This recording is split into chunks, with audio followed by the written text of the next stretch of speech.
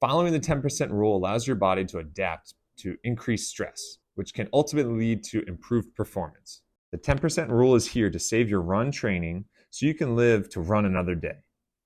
Are you tired of feeling like a broken down car after a long run? Feeling depleted, sore, and extreme exhaustion?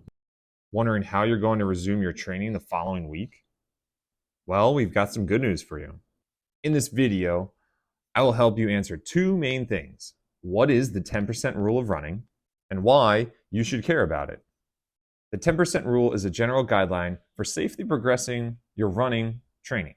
The rule suggests that running mileage, minutes, or overall intensity should not increase more than 10% weekly. For example, let's say you're running 10 miles per week right now. According to this 10% rule, you should not increase your mileage by more than 1 mile next week. So in this case, you could increase your mileage to 11 miles on week 2, and then 12 miles, I guess technically 12.1 miles, the following week. While running is often measured in miles, the 10% rule isn't just for mileage. It applies to intensity as well. Intensity can be measured by pace, effort, rating of perceived exertion, heart rate, and even power if you have those fancy pods for your shoes.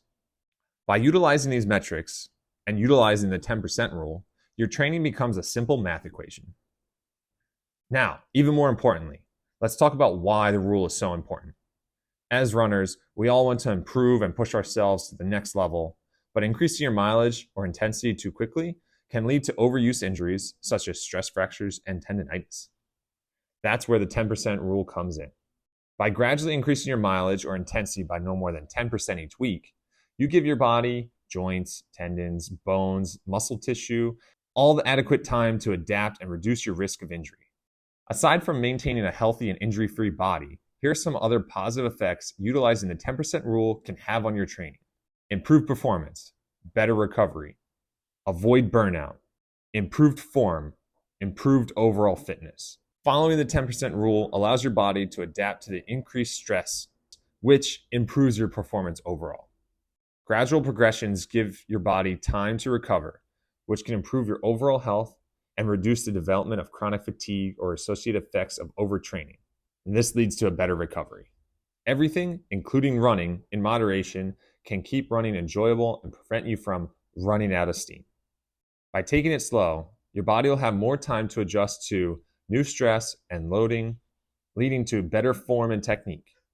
If you happen to be working on adjusting a component of your running form, understand that comes with new stress and your body needs time to adjust. Following the 10% rule can lead to improved overall fitness. Maintaining appropriate ratios of workload and rest allows for positive adaptations to fitness as training progresses. Improved fitness can also positively impact other areas of life, such as work and personal relationships. It's important to note the 10% rule is just a guideline, not a hard and fast rule. Your individual needs, fitness level, and overall health should be considered when determining your running plan.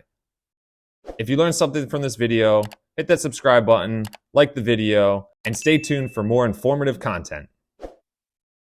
The 10% rule is widely accepted as a guideline for increasing the distance or intensity of your running. The rule is not based on a specific study or research, but rather on the general principle of gradual progression in exercise. This principle is supported by research and experts in the sports medicine, physical therapy, and coaching world. One study published in the Journal of Orthopedic and Sports Physical Therapy found that increasing mileage more than 10% per week was associated with an increased risk of injury among novice runners. Another study by the Journal of Science and Medicine in Sports found that a gradual increase in running volume, mileage, was associated with a lower risk of injury compared to sudden increase. It is important to note the 10% rule is just a guideline and not a hard and fast rule, and that each individual's needs, fitness level, and overall health should be considered when determining their running plan. Most athletes ignore this 10% rule due to lack of awareness, impatience, fear of losing fitness, overconfidence, lack of guidance, and those are just to name a few. Some athletes may not be aware of the rule or its importance in preventing injury. Many athletes may push themselves too hard in order to achieve a specific goal or beat a personal record, ignoring the recommended guidelines for gradual progression.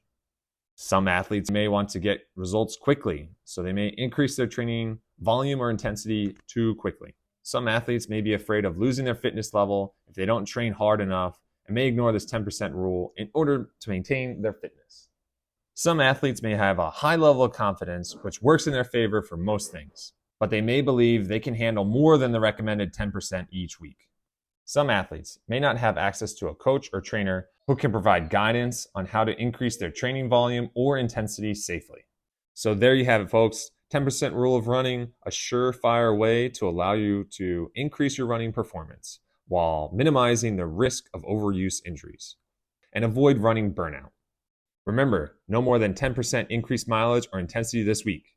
Here's to a happier and healthier. How does the runner exercise their brain? If you learned something from this video, hit that subscribe button, like the video, and stay tuned for more informative content. How does the runner exercise their brain? They jog their memory.